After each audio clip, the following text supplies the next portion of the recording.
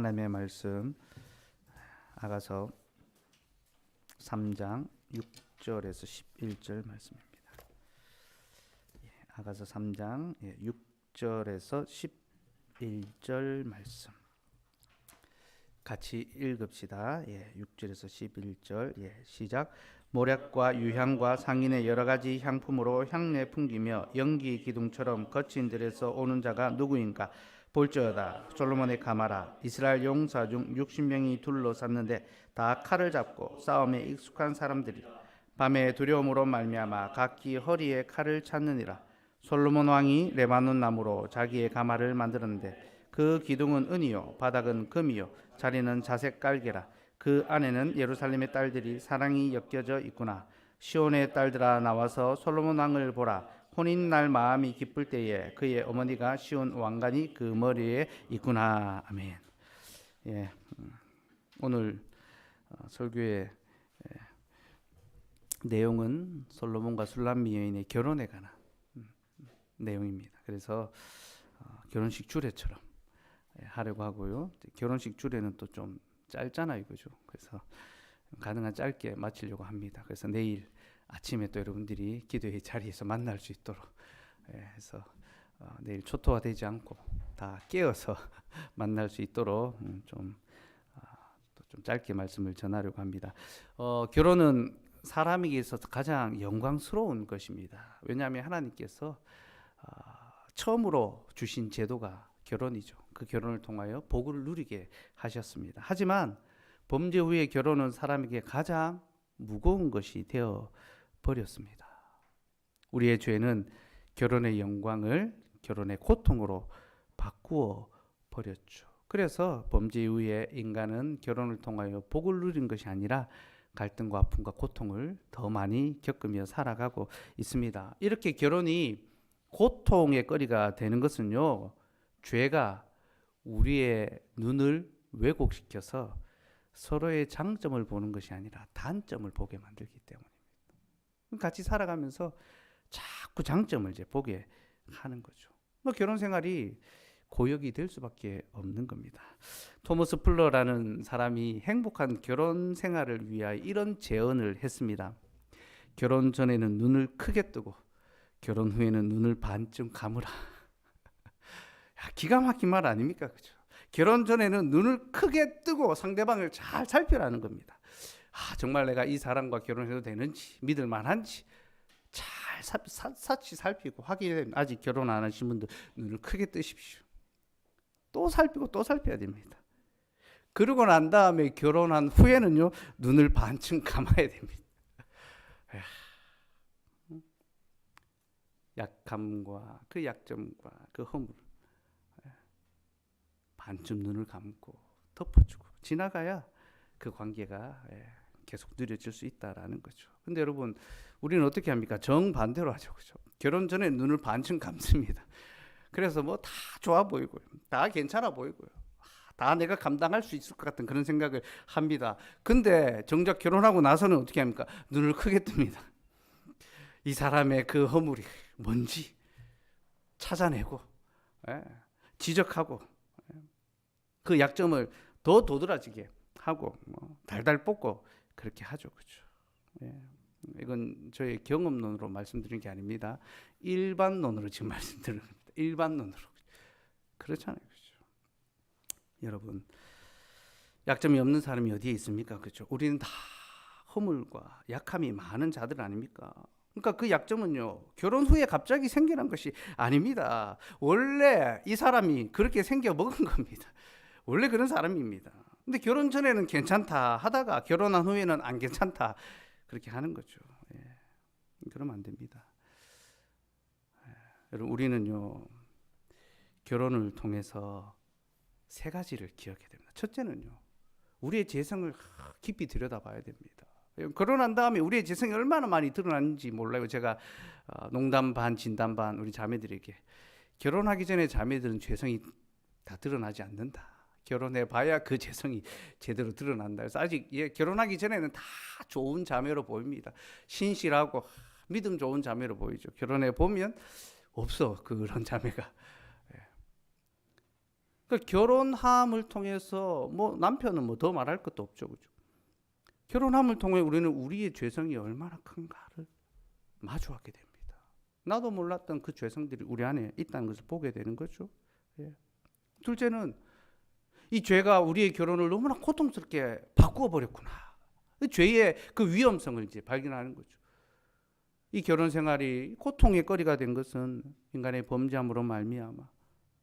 그리고 이것을 우리가 감당해야 되는 거죠. 하나님께서 범죄한 우리에게 주신 수고요, 짐입니다, 그죠? 감당해야 되죠.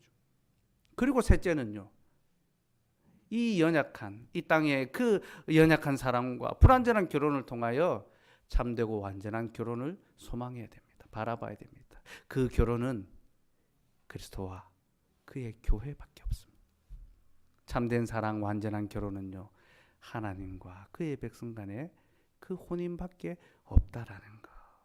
그래서 여러분, 우리가 정말로 결혼의 신비를, 그 결혼의 의미를 깨닫게 된다면 그리스도의 몸된 교회에 속하여서 그 그리스도와 연합하고 하나됨을 이루어가고 그 영원한 언약 가운데 단단하고 견고하게 나의 그 부족함과 약함을 그리스도의 그 사랑의 언약이 다 붙잡고 있다는 것을 발견하게 될 때에 우리는 진정한 결혼의 그 맛을 누릴 수가 있습니다.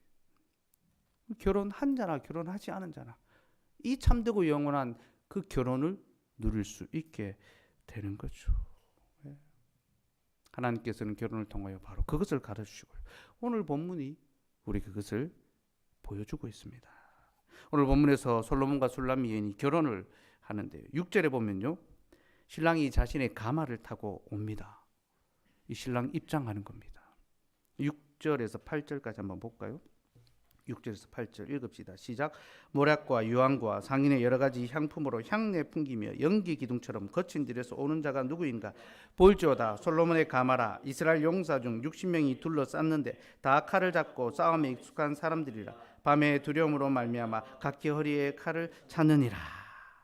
신랑 입장하니까 가마를 타고 들어오는데요, 모략과 유향과 상인의 여러 가지 향품으로 향기를 풍기면서 들어오는 겁니다. 멋지게 신랑이 한껏 차려입고 좋은 가마를 타고 입장하고 있습니다. 근데 여러분, 이 신랑이 어디로부터 지금 들어오고 있습니까? 어디서 입장하고 있습니까? 거친 들에서 들어오고 있죠. 거친 들. 이 거친 들은 광야를 가리킵니다. 광야. 지금 신랑이 광야로부터 자기의 신부를 막기 위하여 입장하고 있습니다. 근데 여러분, 왜 신랑이 광야로부터 들어옵니까? 그럼 광야에 왕궁이 있습니까? 아닙니다. 솔로몬의 왕궁 광야에 있지 않습니다. 광야는 뭐 어떤 이 사람들이 살만한 그런 곳입니까? 아닙니다. 황무하고 거친 땅이죠, 그죠? 그러면 이 신랑은, 솔로몬은 왜 광야로부터 들어오고 있습니까? 그 이유는요, 지금 솔로몬이 이스라엘 백성의 출애굽의 경로를 다시 밟아가고 있기 때문입니다. 여러분, 출애굽의 여정을 생각해 보십시오. 이스라엘 백성들이 광야에서 하나님과 혼인 예식을 했습니다. 그리고 가나안 땅으로 들어갔는데 그 가나안 땅은 신혼집이죠. 하나님이 마련하신 젖과 꿀이 흐르는 신혼집입니다. 광야의 길을 거쳐서 신혼집으로 들어가는데 솔로몬이 바로 그 역사를 재현하고 있는 겁니다.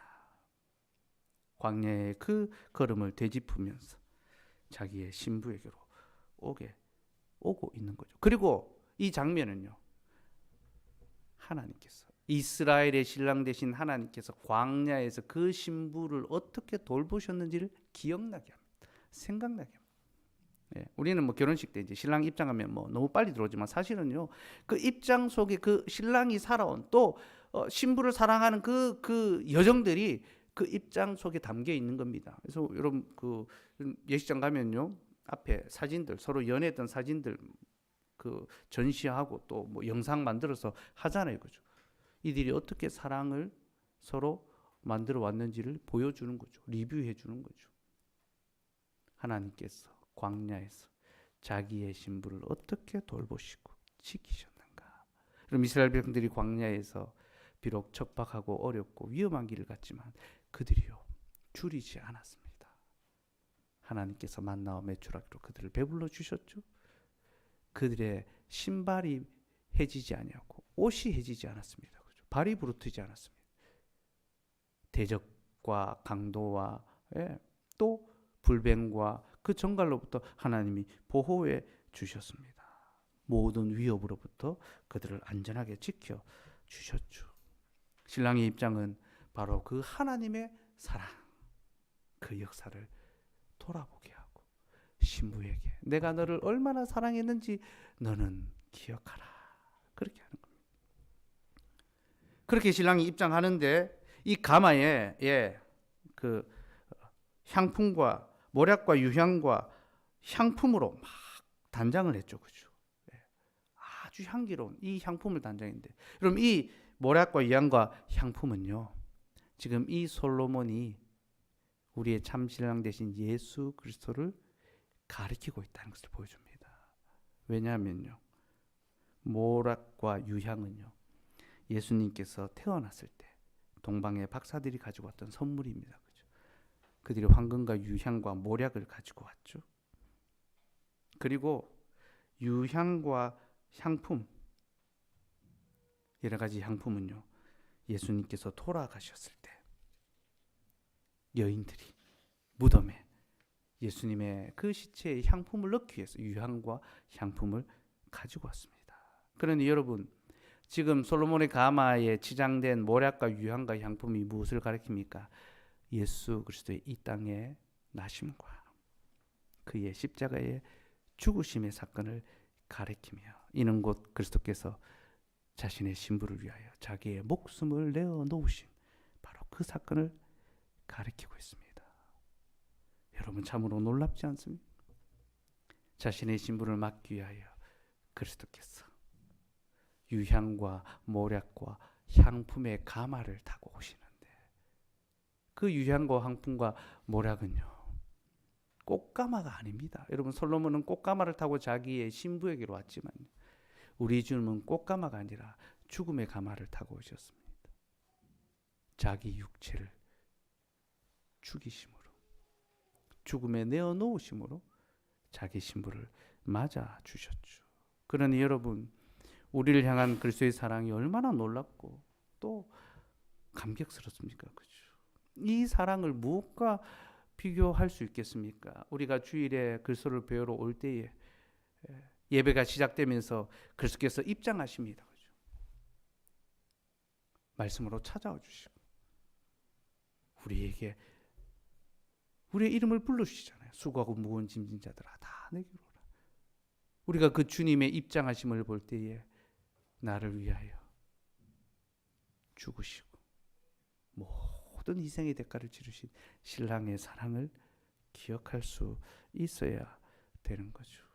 그러니까 이 사랑은요, 뭐 말로 다 알 수가 없습니다. 우리가 다 모든 거 다 잃어버려도 이 사랑 하나 붙잡는다면요, 진짜 더 바랄 것이 없습니다. 여러분, 사랑받고 싶어하고 또 사랑하고 싶어하고 무언가를 이루고 싶어하고 그렇게 우리가 무언가를 사랑하며 살아갑니다. 그러나 정말로 우리가 그리스도의 사랑을, 찐 사랑을 받고 있고 그 사랑을 붙잡고 살아가야 한다는 것을 여러분들이 잊지 않으시면 좋겠습니다. 솔로몬이 그렇게 입장을 하는데 이 솔로몬의 가마에는 60명의 용사들이 둘러싸고 있습니다. 칼을 잡고 솔로몬을 호위하고 있죠. 그렇죠?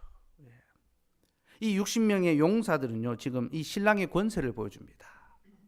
그 가마 주위에 둘러서서 신랑을 보호하고, 그러니까 굉장히 큰 권세와 위엄을 가지고 지금 신랑이 입장하고 있고요. 그리고 60명의 용사들이 칼을 들고 이 가마를 지키고 있으니까 이 가마는 세상에서 가장 안전하겠죠. 그렇죠? 누가 감히 60명의 용사들이 지키고 있는 그 가마를 해할 수가 있겠습니까? 그렇죠? 그러므로 이 솔로몬의 가마는요, 그리스도의 교회가 얼마나 큰 권세와 힘을 가지고 있는지를 가르쳐 줍니다. 여러분, 그리스도의 교회는요, 세상이 감히 해할 수가 없습니다. 주님이 자신의 교회를 가리켜 뭐라 하셨습니까? 음부의 권세가 이기지 못할 것이다. 음부의 권세. 그 사망마저도 교회를 이기지 못합니다. 죽음도 교회를 이기지 못합니다. 그리고 주님은 하늘과 땅의 모든 권세를 가지시고 자신의 교회를 지키십니다. 내가 세상 끝날까지 너희와 항상 함께 있을 것이다. 하늘과 땅의 모든 권세를 가진 주님이 자기의 호위무사를 통하여 자신의 신부된 교회를 굳게 지키십니다. 그러니 그의 품 안에 있는, 그의 교회에 속해 있는 것은 참된 안전과 보호가 보장되는 거죠. 여러분, 교회가 세상에서 가장 안전한 곳이란 걸 아셔야 됩니다. 교회만이 우리의 피난처요, 우리의 위로자요, 우리의 쉴 곳이라는 것. 여러분, 그걸 기억하셔야 합니다. 특별히 주님의 교회는 솔로몬의 가마, 솔로몬의 성전보다 훨씬 더 크고 권세가 있고 영광스럽습니다. 여러분, 솔로몬의 용사는 60명이었죠. 그죠? 60명. 이 60명은요, 6 곱하기 10인데요. 10은 완전을 가리키고 6은 구약의 숫자입니다. 구약의 숫자인데 하나님의 숫자인 7, 완전의 숫자에 하나가 부족한 겁니다. 이게 사람의 숫자입니다. 6. 하나님이 사람을 6일째 날에 창조하셨죠. 그리고 7일째 날은 하나님의 날입니다. 안식일. 그죠? 7은 하나님의 숫자고 6은 사람의 숫자인데 사람은 하나님보다 조금 부족한 자죠. 그죠? 그래서 60명의 용사라는 것은요, 완전에 이르지는 못했던, 완전에 조금 미치지 못한 그런 권세와 영광을 가리킵니다. 이 구약의 영광이에요. 솔로몬의 성전이 그리스도의 성전과 교회와 그 영광이 비할 수가 없잖아요. 그래서 그리스도의 영광은 이 솔로몬의 영광은 들에 핀 꽃보다도 못하다, 그렇게 이야기했잖아요. 그죠? 근데 주님은요, 완전한 영광과 권세를 발휘하십니다. 우리 주님이 가나안 땅을 정복하기 위하여 전도대를 보내실 때 몇 명을 보내십니까? 70명을 보내십니다. 7 곱하기 10입니다. 하나님의 숫자, 완전의 숫자. 내 권세는 완전하며 내 영광은 솔로몬의 영광보다 더하다. 그러니 여러분, 우리가 주의 교회에 속해 있다는 것이 얼마나 영광스러운 일인지를 아셔야 됩니다. 이 교회는 은과 금으로 만든 솔로몬의 성전보다 훨씬 더 크고 영광스러운 곳입니다.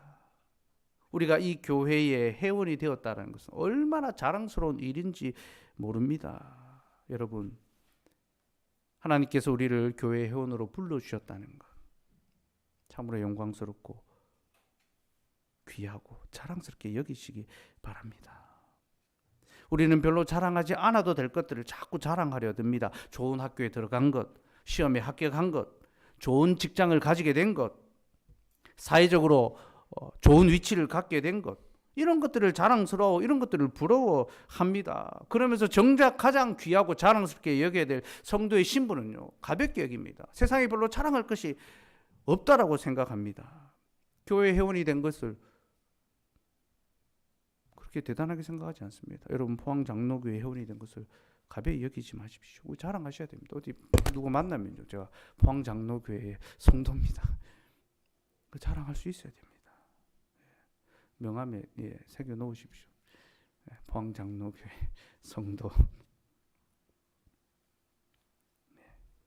그렇게 신랑이 멋지고 영광스러운 가마를 타고 입장을 했고 이제 혼인의 예식을 치르는데요, 그 머리에 아름다운 관을 씁니다. 11절 한번 볼까요? 11절 같이 읽읍시다. 시작.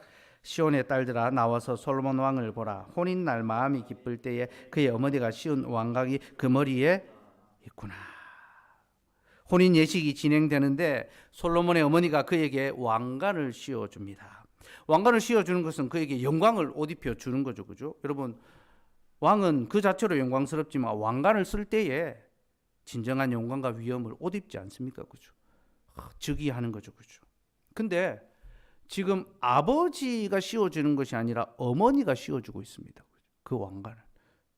여러분, 왜 아버지가 아니라 어머니가 왕관을 씌워줄까요?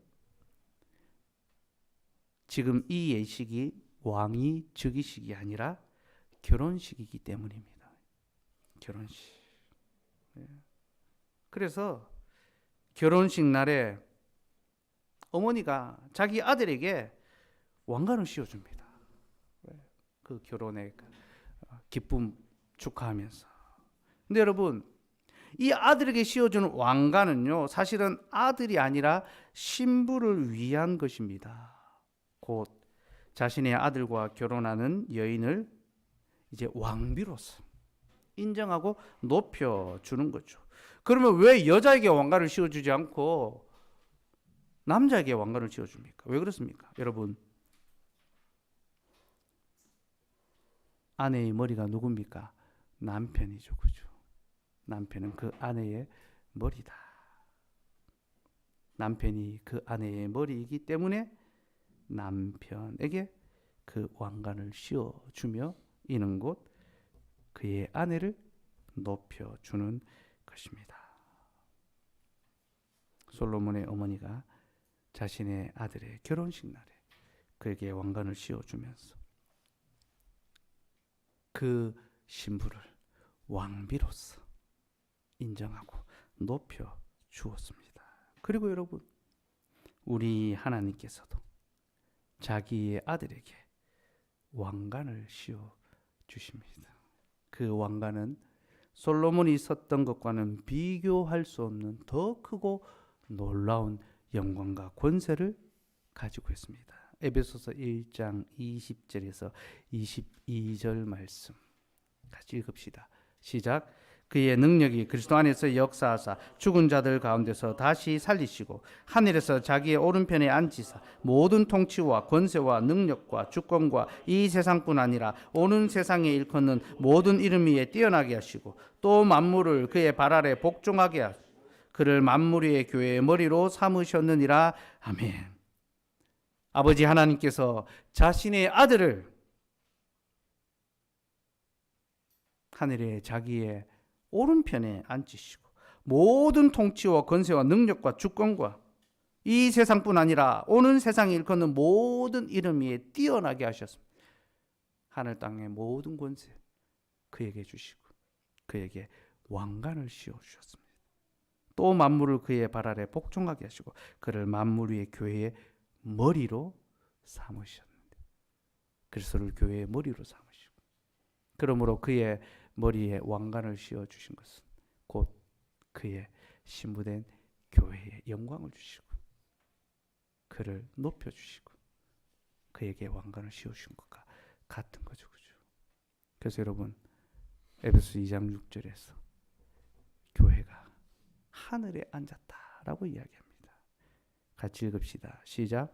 또 함께 일으키사 그리스도 예수 안에서 함께 하늘에 앉히시니 아버지 하나님께서 자기 아들의 신부된 교회를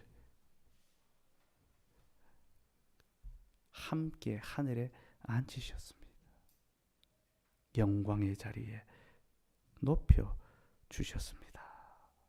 여러분, 이것이 우리가 그리스도를 통하여 얻는 영광과 부요함입니다.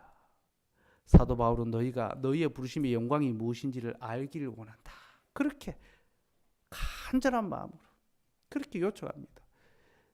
너희의 부르심이 얼마나 놀라운지 아느냐? 그의 지혜가 얼마나 대단한지 아느냐? 비천한 너희를 허물과 죄로 죽었던 너희를 그리스도와 함께 살리시고 그리스도와 함께 하늘에 앉히시고 그 영광의 왕관을 너희에게도 씌워 주셨다. 이것이 우리가 신랑 되신 그리스도를 통하여 누리는 영광과 또 복입니다. 근데 여러분, 우리에게 이 왕관을 씌워 주시기 위하여 그리스도께서 쓰신 왕관이 무엇인지 압니까? 가시면류관입니다. 그리스도는 자신의 신부를 얻기 위하여 대가를 치루었습니다. 그리고 그 머리에 가시면류관을 쓰셨습니다. 솔로몬은 왕의 빛나는 왕관을 썼지만 그리스도께서는 가시면류관을 쓰셨습니다. 여러분, 주님이 왜 가시면류관을 그 머리에 쓰셔야 했습니까? 이는 곧 그가 우리의 머리이시기 때문입니다. 그는 우리의 머리시죠. 그러니 우리의 실존을 그 머리에 쓰셔야 됩니다. 우리의 실체가 무엇입니까? 우리는 죄와 비참에 가시덤불들 아닙니까? 엉겅퀴들 아닙니까?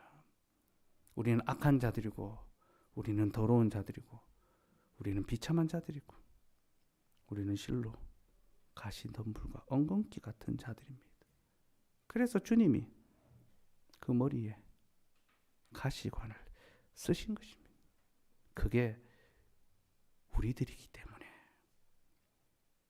그 머리에 가시가 주님의 이마를 찢었습니다. 우리의 죄가, 우리의 불순종이, 우리의 패역함이 그리스도의 살을, 그 이마를 깊숙이 찔렀습니다. 그리고 그리스도의 그 영광스러운 가장 존귀하시고 아름다운 얼굴은 온통 피로 뒤덮였습니다. 가득했습니다. 추하고 못난 끔찍한 몰골이 되셨습니다. 우리의 죄로 말미암아 그가 찔림을 당하시고 우리의 약함을 그가 짊어지셨습니다. 그렇죠? 그렇게 주님이 가시 면류관을 쓰심으로써 우리가 영광의 왕관을 쓰게 된 것입니다. 하나님께서 자신의 아들을 지극히 높여 모든 이름 위에 뛰어나게 하셨고 그의 사랑하는 신부된 우리를 그와 함께 높여주시고 세상은 누릴 수 없는 영광과 존귀로 우리를 옷 입혀 주셨습니다. 그러니 여러분, 제발 세상의 그 하찮은 영광에 비해서 그리스도의 이 영광을 버리지 맙시다. 세상의 그 별 것 없는 권세와 그 이름의 위력 앞에 그리스도 이름을 부끄럽게 여기지 맙시다. 그리스도는 모든 이름 위에 뛰어나시고 그 모든 이름들을 굴복시키셨습니다. 근데 그의 신부된 우리가 왜 이렇게도 세상의 이름들 앞에 쉽게 굴복하고 허탄한 것 앞에 무너져 내리고 있는지요. 정말로 우리가 우리의 이 신분의 영광스러움과 그 존귀함과 빛에 난 우리가 이런 영광을 어떻게 얻게 되었는지를 생각한다면요, 우리는 세상에서 우리의 신랑을 팔아넘길 수 없습니다. 부끄럽게 여길 수 없습니다. 당당하게 우리의 믿음을 드러내고 우리의 신앙에 대해서 변론할 수 있고 말할 수 있어야 됩니다.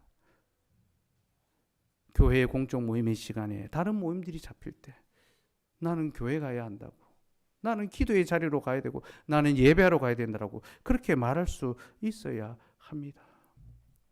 점심시간에 남들 다 커피 마시는 그런 시간에 말씀을 펼쳐 읽고 기도할 수 있는 용기가 필요합니다. 커피 타임에 우리는 경건 타임을 갖는 거죠. 그렇죠? 그리고 우리가 우리의 믿음을 드러낸 것처럼 부끄럽지 않은 삶을 살아가야 하고, 우리가 그렇게 그들 앞에서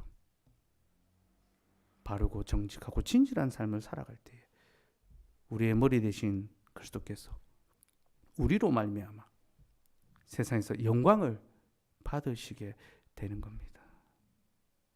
그가 우리의 가시멜관을 쓰셨기 때문에 이제 우리로 말미암아 그 머리 대신 그리스도가 영광과 칭찬과 진송을 받으셔야 안 되겠습니까? 그게 그리스도의 신부에 합당한 삶이요, 영광의 왕관을 쓰는 자의 삶입니다. 여러분, 그리스도의 왕관을 쓰시려면 그 왕관의 무게를 견딥시다. 그리고 세상에서 주님을 사랑하고 자랑하고 높이는 그런 우리가 되면 좋겠습니다.